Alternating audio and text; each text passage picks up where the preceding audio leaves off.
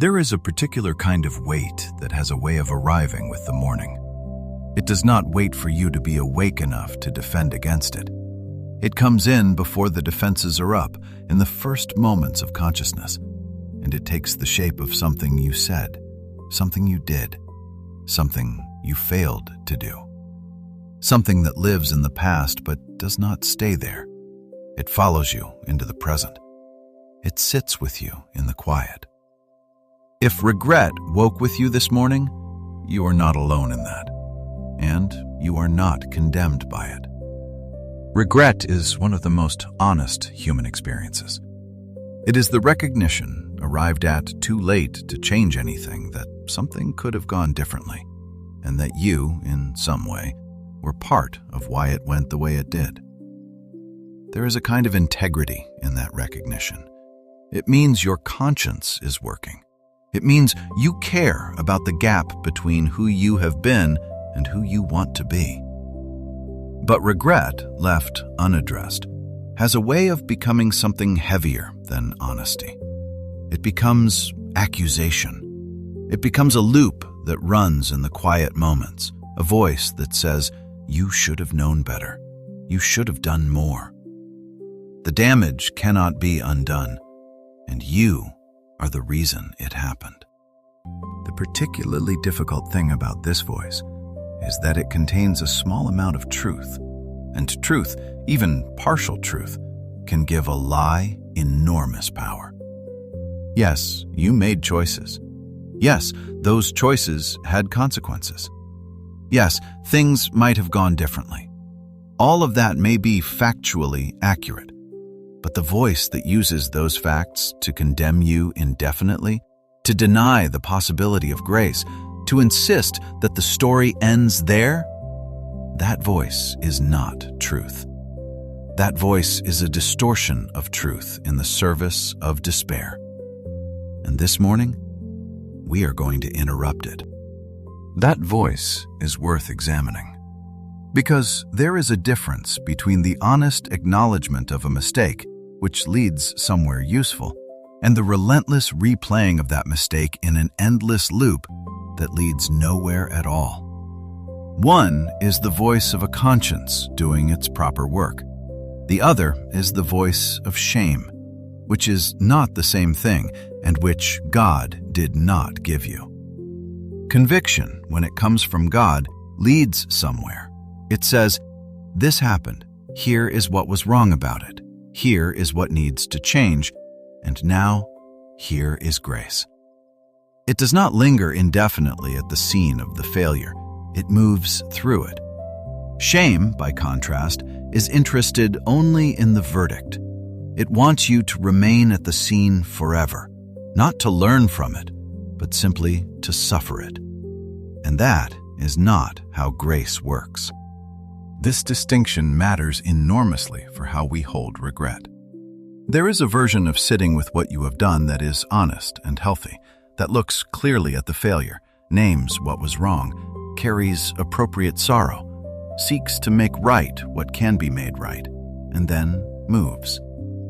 And there is another version that becomes its own kind of prison, that returns to the scene again and again, not because returning serves any purpose, but because some part of you believes that you have not suffered enough, that the punishment has not been proportional, that if you could just feel bad enough for long enough, the accounting would somehow balance. I want to tell you this morning that the accounting is not yours to balance, and that the version of regret that keeps you chained to the past is not holy suffering. It is a refusal of grace. God does not ask you to inflict adequate punishment on yourself before restoration becomes available. He asks you to turn, to return, to receive what He has already prepared for the people who come back to Him with honest hearts.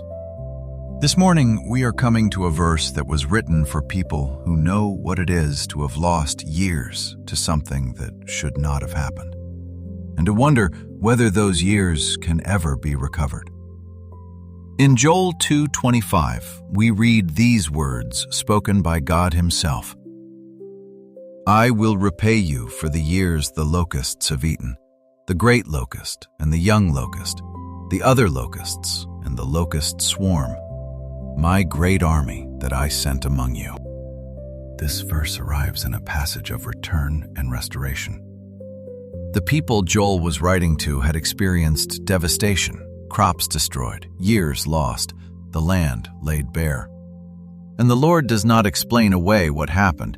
He does not say the locusts were an illusion or that the loss was not real. He acknowledges the loss and then makes a staggering promise. "I will repay you for the years the locusts have eaten." The lost years. The years you cannot get back. The years spent in patterns that did damage. The years you wish had gone differently. The years you might spend, if you are not careful, in regret over years, which is simply one more way to lose them. God says to those people, "Those years are mine to repay, not yours to undo. You cannot undo them, and the weight of trying will only compound the loss. Mine to repay. What was eaten can be restored. What was wasted does not have to be the final accounting." This is not a prosperity promise.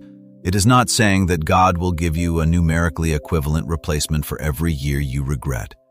It is saying something deeper, that the God who holds time is not limited by time's normal rules, that restoration is possible in ways that do not require going backward, that what seems irreversibly lost, seasons, relationships, opportunities, years, can be redeemed into something that the locust damage itself could not predict or contain.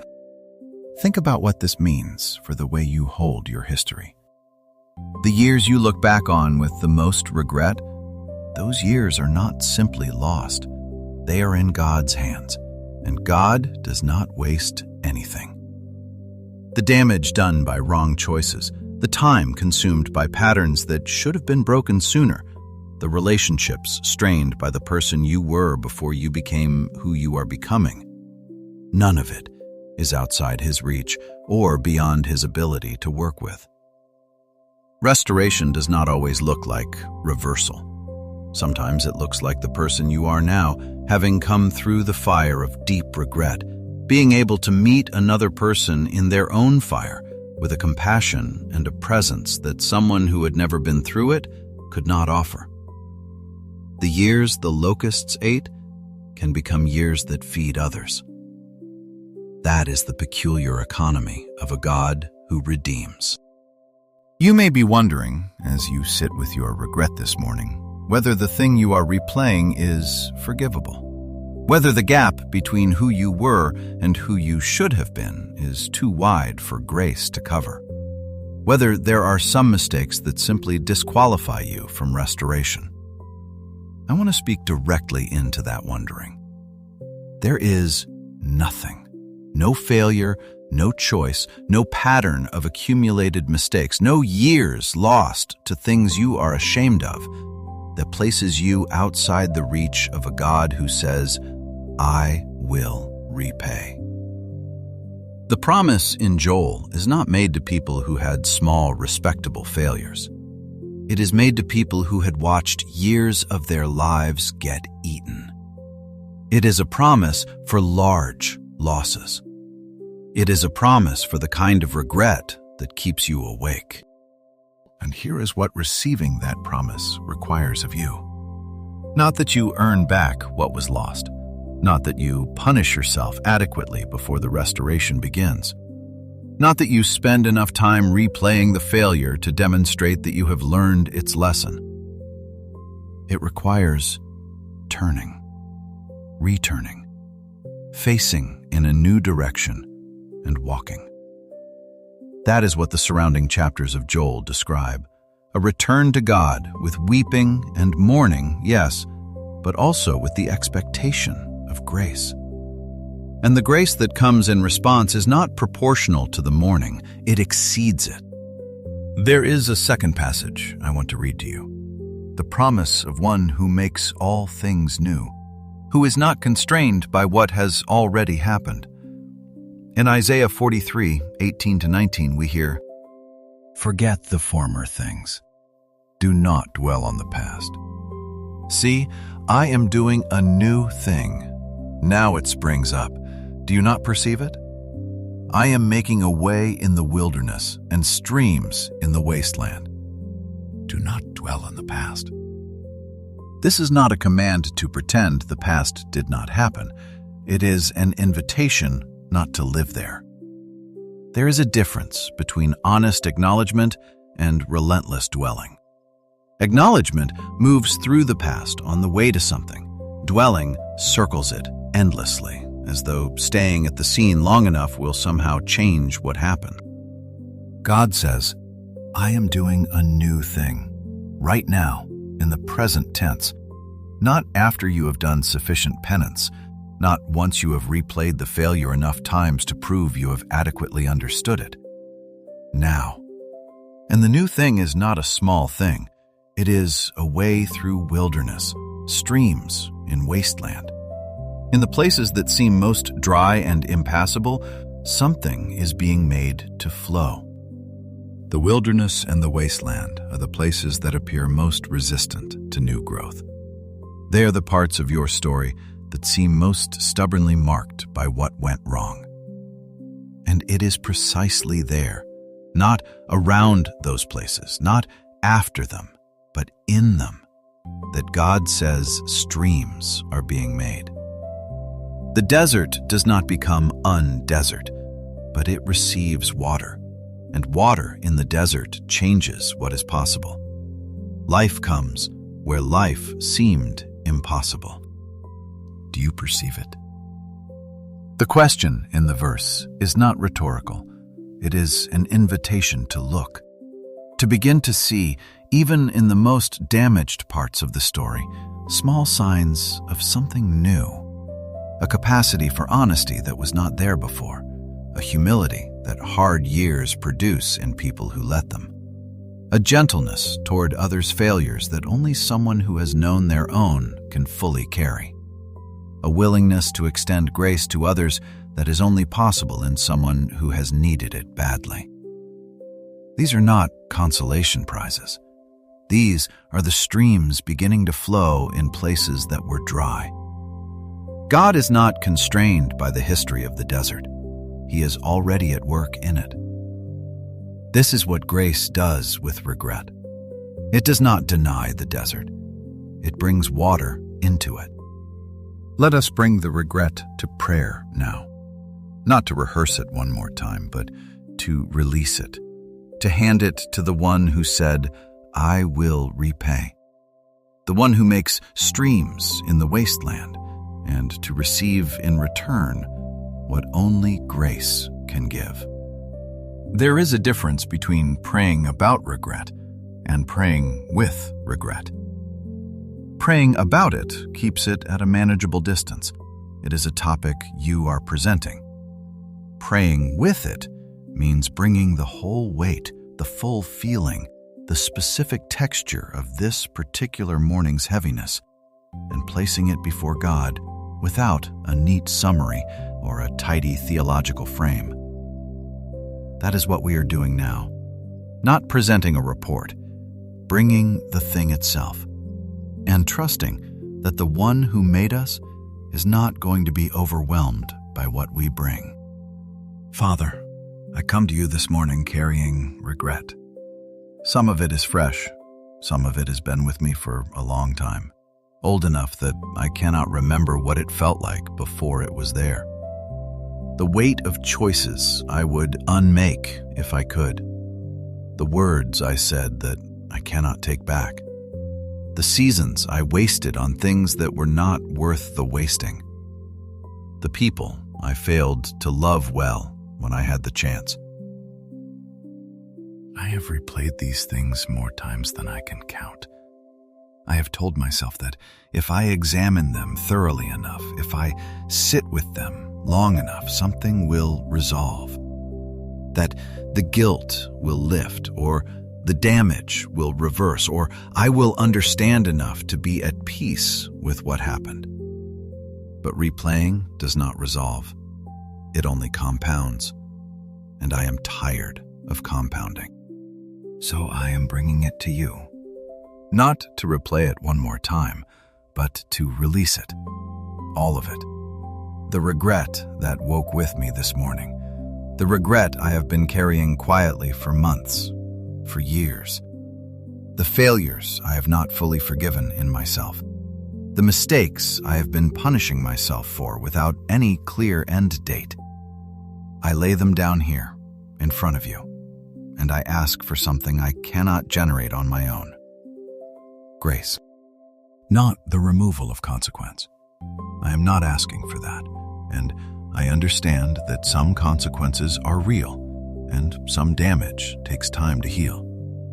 I am asking for the freedom to stop living at the scene, for the ability to acknowledge what was wrong without being permanently defined by it, for the grace to turn away from the loop of self-accusation and face in the direction of something that does not exist yet, but that your word says is already being made.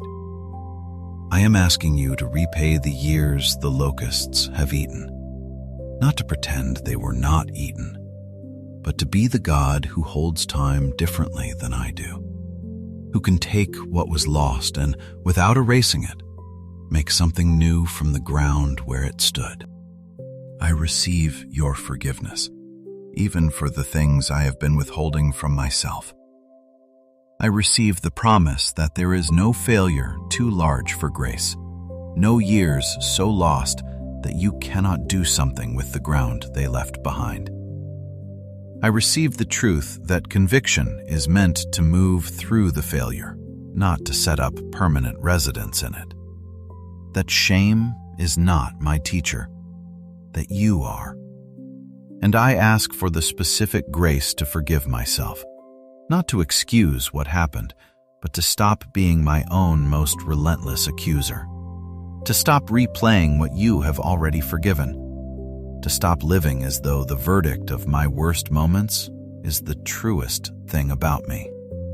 I release the need to understand exactly how restoration is going to come. I release the timeline. I release the demand that I see what the new thing looks like before I trust that you are making it.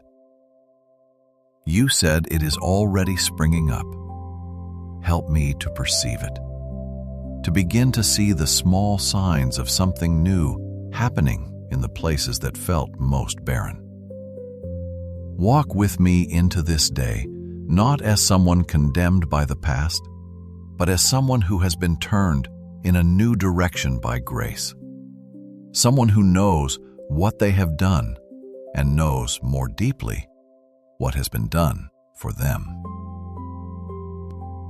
And Father, where there is still practical repair to be done, where the regret is pointing me toward an apology I have been delaying, a conversation I have been avoiding, a step I have been too ashamed or afraid to take, give me the courage for it.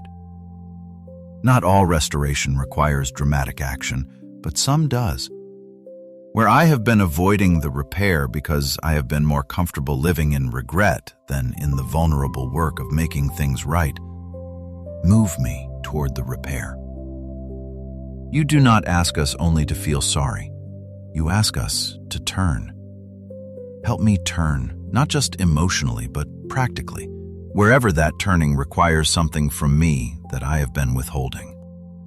And for the things that cannot be repaired by anything I do, the truly irreversible losses, the doors that are genuinely closed, the damage I cannot reach to fix, give me the grace to release those into your hands, to trust that even there, in the places where human repair is impossible, you are not without options, that your redemption is not limited to the things I can fix, that you can work in the space of irreversible consequence in ways I cannot foresee, cannot orchestrate, and cannot earn, but can receive if I am willing to trust. Let the regret become in your hands something useful, a depth of empathy for people who are failing, a patience with the slowness of growth, a gratitude for grace that only people who have needed it badly can fully feel. Let nothing about these years be wasted, even the years that were wasted.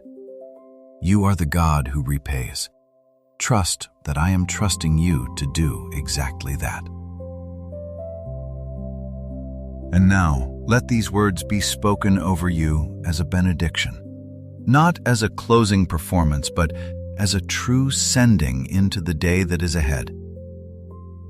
May the regret you brought into this morning begin to lose its grip, slowly, as you walk.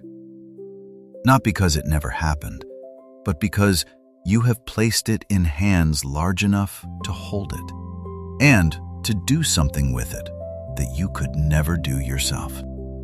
May the new thing God is doing spring up in your sight today. May you perceive it in something small, something you almost missed, something that should not have been there but is.